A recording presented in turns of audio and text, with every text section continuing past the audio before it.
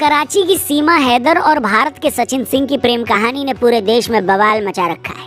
चाय के खोमचों से लेकर ऑफिस की कैंटीन तक बस इस एक ही मामले की चर्चा है। लोग दूर दूर से सीमा को देखने नोएडा के रबूपुरा आ रहे हैं।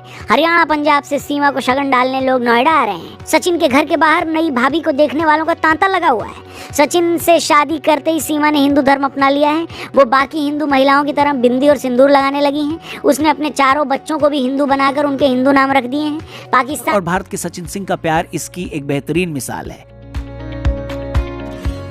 तो ये साल 2020 का मामला था। कोरोना के चलते दोनों देशों में लॉकडाउन लगा था। सचिन और सीमा दोनों मोबाइल पर पबजी खेला करते थे। चूंकि ये खेल खेलने के लिए आपको पार्टनर चाहिए होते हैं, तो यूं ही पबजी खेलते खेलते सचिन और सीमा एक दूसरे के पार्टनर बने।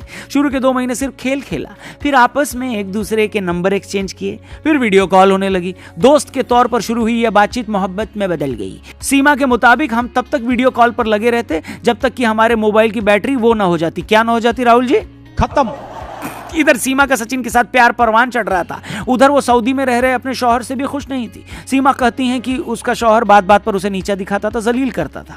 बच्चों के लिए थोड़े पैसे भेजने के अलावा उसे किसी से कोई प्यार नहीं था। सचिन से प्यार हुआ तो उसे लगा कि यही वो आदमी है जिसके साथ वो सारी जिंदगी गुजार सकती हैं। दोनों इसी साल मार्च में नेपाल में मिले, जहां उन्होंने पशुपतिनाथ मंदिर में शादी कर ली। 1 हफ्ते तक दोनों नेपाल में ही रहे। सीमा ने जब तय किया कि उसे सचिन के पास इंडिया आना है तो उसने वहां अपना छोटा सा प्लॉट बेच दिया, अपना और बच्चों का पासपोर्ट बनवाया, नेपाल का वीजा लगवाया और दुबई के रास्ते होते हुए नेपाल होते हुए इस साल मई में भारत एंटर कर गई।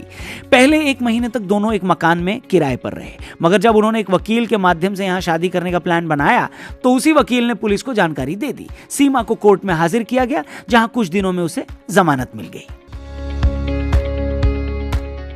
मीडिया को मामले की जानकारी मिलते ही भारत और पाकिस्तान दोनों देशों में हल्ला मच गया। सीमा डंके की चोट पर कहती हैं कि वो मर जाएंगी मगर पाकिस्तान वापस नहीं जाएंगी। वो हिंदू धर्म अपना चुकी हैं। उन्होंने अपने चारों बच्चों को भी हिंदू बनाकर उनके हिंदू नाम रख दिए हैं। वो कहती हैं कि उनका जीना मरना बस अब भारत में ही होगा। मैंने ये धर्म स्वीकार कर लिया। जब मैं हिंदू, मेरा पति हिंदू, तो अच्छा लग रहा, तो देश भी अब मेरा हो गया, इंडिया भी अब मैं इंडियन हूँ। सीमा के हिंदू बनने से कुछ लोग इतने खुश हैं कि वो कह रहे हैं भले ही हमसे भारत की नागरिकता छीन ली जाए, चाहो तो मेरे बेटे को देश से निकाल दो मगर सीमा को भारत में रहने दो। उनके 4 बच्चों के एक साथ धर्म परिवर्तन करने से भी कुछ बंधु लोग इतने निहाल हो गए हैं कि वो सचिन सिंह को भारत रत्न दिलवाने की मांग कर रहे हैं। वहीं भारत में ही एक वर्ग को सीमा का यूं धर्म परिवर्तन करके हिंदू हो जाना रास नहीं आ रहा है। उनका बस चले तो वो अभी मुन्नी की तरह कंधे पर टांग कर सीमा और उनके 4 बच्चों को पाकिस्तान छोड़ाएं, बजरंगी भाईजान बन जाए। ये वो लोग हैं जो सीमा के धर्म परिवर्तन करने के दर्द को सीधा बयां नहीं करते, मगर उनके चेहरे पर आई कब्ज की लकीरें इसी दर्द को बयां कर रही हैं। गली घेर के क्यों खड़े हो? भाभी को देखने आया, भाभी को देखने आए। भाभी को इतने सारे लोग देखने आए, अंदर तो जगह ही नहीं है। कोई बात ना, भाभी बाहर को बुला लेंगे फिर हम। अच्छा, सचिन ने ठीक किया क्या? हाँ, बहुत अच्छा करा। Oh my God! तो अब तक हमने बात की सचिन और सीमा के प्यार के आसपास चल रहे ड्रामे की। अब मुद्दे पर आते हैं। बहुत से लोगों का मानना है कि भैया एक पाकिस्तानी महिला भारत में आकर अपने प्रेमी से शादी कर लेती है, अपना धर्म भी बदल लेती है, तो आप इतने भर से खुश मत हो जाइए।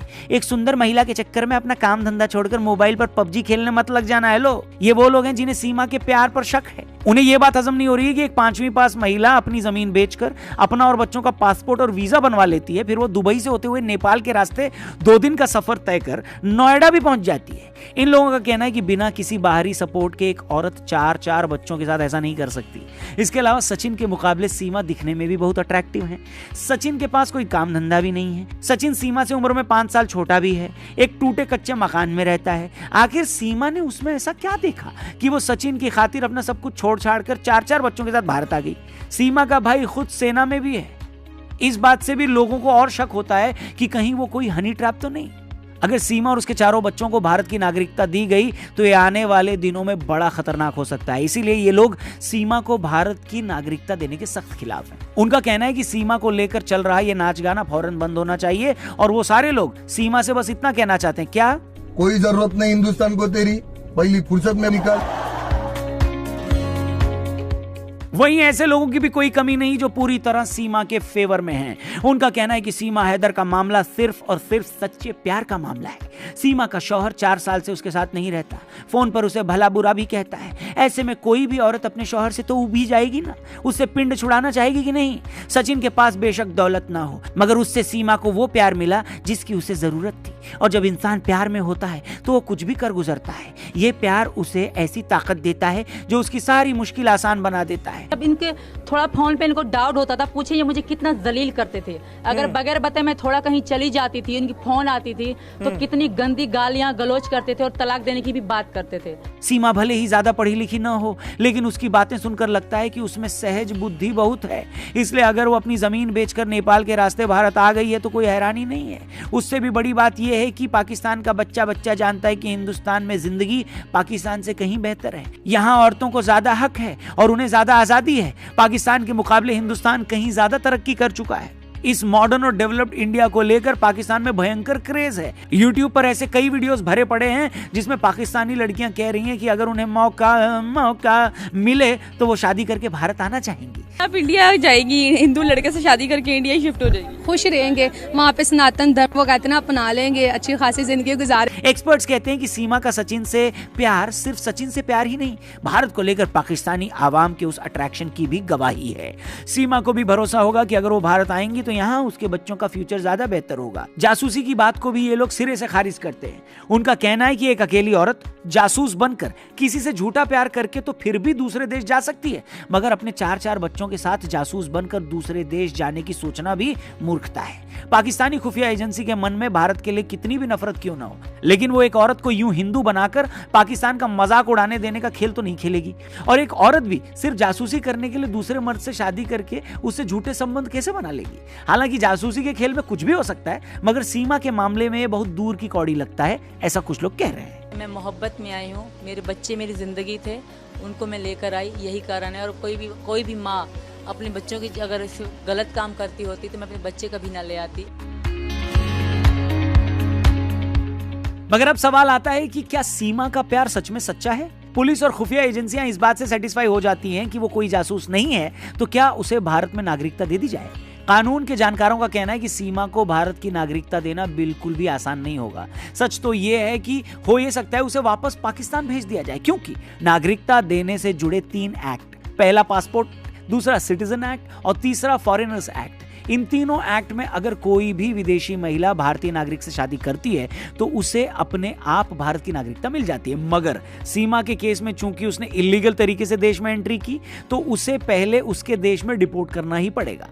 उस पर सिटीजनशिप बाय नेचुरलाइजेशन का एक्ट लागू नहीं हो सकता। नेचुरलाइजेशन में इनका एप्लीकेशन तभी कंसिडर होगा जब इनकी एंट्री इंडिया में लीगल होती। इलीगल एंट्री के बाद नेचुरलाइजेशन में कंप्लीट बार है।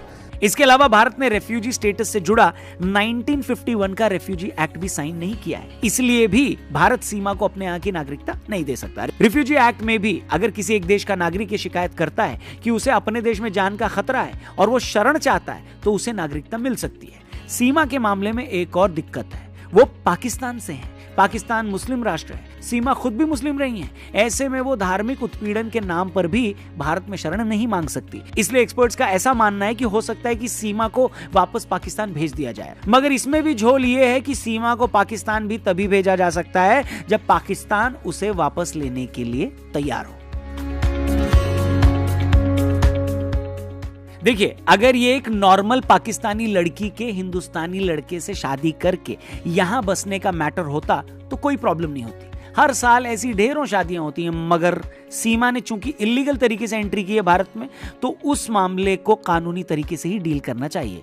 मगर यह भी सच है कि अगर सीमा को सच में पाकिस्तान में कोई जान का खतरा है तो क्या उस खतरे को देखते हुए भी उसे पाकिस्तान भेजना चाहिए क्या? हेलो, ये तो सीधे सीधे उसे मौत के मुंह में डालने वाली बात होगी। और इस मामले में तो वो अकेली नहीं है, 4 बच्चे भी हैं। उसे कुछ हुआ तो उन 4 बच्चों का क्या होगा? उम्मीद करते हैं कि आखिर में जो फैसला होगा वो सबके हक में हो, किसी के प्यार की खातिर भावनाओं में बहकर देश की सिक्योरिटी को भी खतरे में न डाला जाए और न ही रूल्स का हवाला देकर किसी को मौत के मुंह में धकेल दिया जाए। बाकी आप